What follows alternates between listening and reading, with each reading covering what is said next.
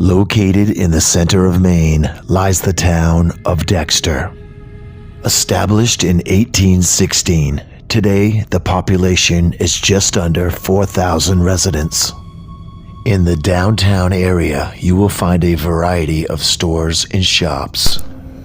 And just up the road from this peaceful location, you will find the Sterling Hotel. For over 20 years, the Sterling has sat empty after closing its doors for the final time in 1999. It is rumored that the Sterling is not empty at all. Instead, it is very much occupied by ghosts. Built in the late 1800s, it was originally named the Dexter House. It was there that guests from near and far would stay for a good night's sleep and a hearty meal. For the next 40 years, it kept its name until 1940, when Andrew Baskett purchased the building and renamed it the Sterling Hotel. The hotel offered fine dining as well as a cocktail lounge for drinking and dancing. Eventually, Raymond and Rosalie Goulet purchased the building and ran it for the next 52 years. Raymond and Rosalie, or Bill and Rose as they were called, continued offering customers the same fine dining and entertainment as before. As you walk down the stairs to reach the lounge, you may have heard one of the many bands that performed there. You would always see a familiar face at the bar as you ordered your favorite drink. Times were good at the Sterling, but eventually, all good things must come to an end. It wasn't until after the Sterling closed in 1999 that rumors of strange and unexplained events that happened there started to come to light. I was contacted by numerous people that told me they had something that they couldn't explain happen to them while they were at the Sterling. I attempted to film these individuals telling me their stories, but all of them asked to remain anonymous. Some of the stories were of doors opening and closing by themselves. Others told stories of hearing footsteps coming from empty rooms.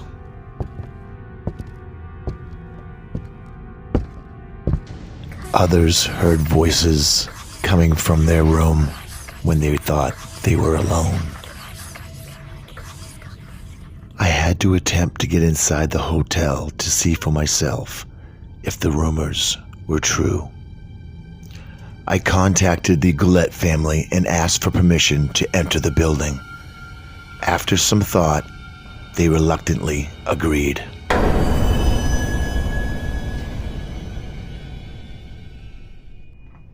As I entered the building, it was like stepping back in time. The front desk still stood where it always has, still waiting to greet a guest for the night. The same furniture sits in the front room.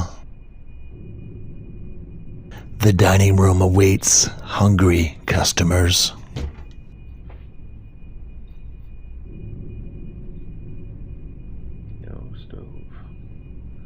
Oh shit, do you hear that? Did someone just play the piano? Is there anybody here? Can you play it again for us? There was no doubt that what we heard was the sound of the piano. There was nobody else with us in the building. These rooms have laid untouched for the last 20 years. I was shown hundreds of registration cards from past guests of the hotel. I was told that there had been a few deaths at the Sterling. We were able to find the registration card from a William Donovan. Mr. Donovan checked into room 4 on December 9th, 1954. He was found dead in his room the next day. The cause of death was never determined. As I attempted to climb the stairs that led to the hotel's rooms, I felt a force pushing me back. Something or someone did not want me there. I found room 4 that Mr. Donovan had died in. It was sealed shut.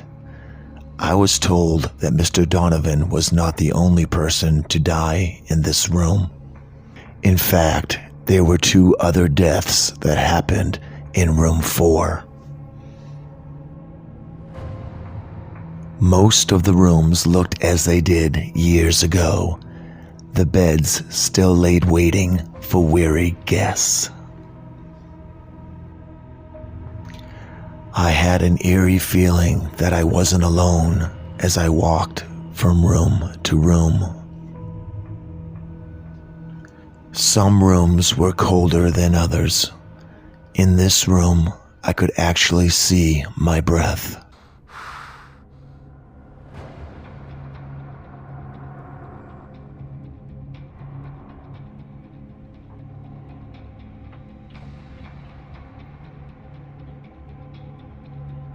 As I entered room 8, I instantly became nauseous.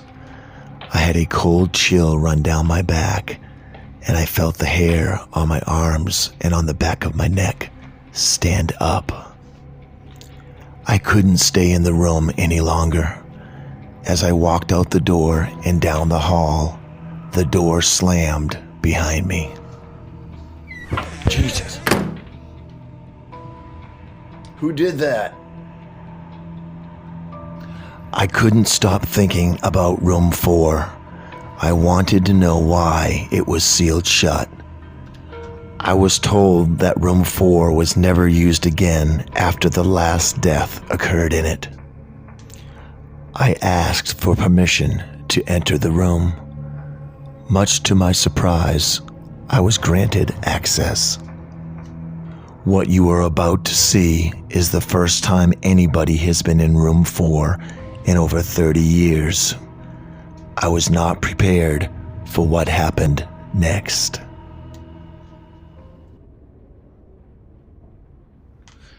Okay, so here we are inside room 4. This is where at least 3 deaths occurred. There is an odor in here that I can't really explain. It's something I've never smelt before. Is there anybody in here with me right now? Mr. Donovan, if you're here with me right now, can you give me a sign? Can you say something or move something for us? Anything.